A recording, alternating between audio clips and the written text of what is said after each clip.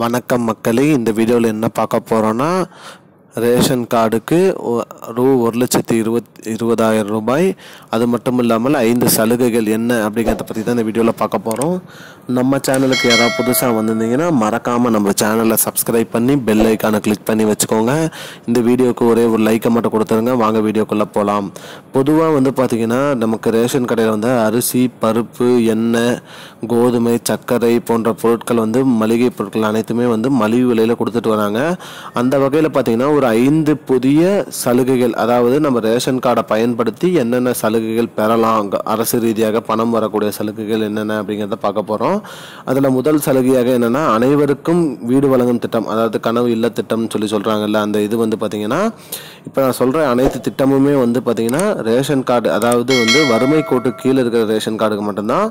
அதில் ஃபஸ்ட்டு திட்டமாக அனைவருக்குமே கனவு இல்ல திட்டம், அதாவது வீடு கட்டுறதுக்கு ரூ.1,20,000 வரைக்கும் அமௌண்ட் கொடுக்குறாங்க.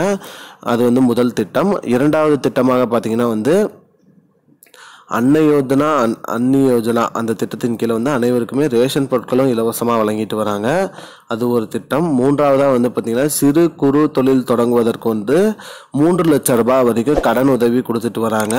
அது மூன்றாவது திட்டம். நான்காவது திட்டமாக பார்த்தீங்கன்னு வச்சுக்கோங்களேன், ஆயுஷ்மான் யோஜனா திட்டம், அதாவது பார்த்தீங்கன்னா ரூ.5 லட்சம் வரைக்கும் மெடிக்கல் இன்சூரன்ஸ், அதாவது மருத்துவ காப்பீடு திட்டம் கொடுக்குறாங்க.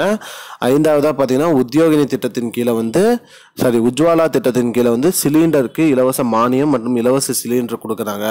இந்த 5 திட்டங்கள் வறுமை கோட்டு கீழே உள்ள ரேஷன் கார்டு கொடுத்துட்டு வராங்க மக்களே. இதுதான் இப்போதைக்கு முக்கியமான பயனுள்ள அப்டேட். இது போன்ற பயனுள்ள தகவலை தெரிஞ்சுக்கொள்ள நம்முடைய சேனலை மறக்காமல் சப்ஸ்கிரைப் பண்ணி வச்சுக்கோங்க. இந்த வீடியோவை உங்கள் ஃப்ரெண்ட்ஸ் அனைவருக்கும் ஷேர் பண்ணுங்க.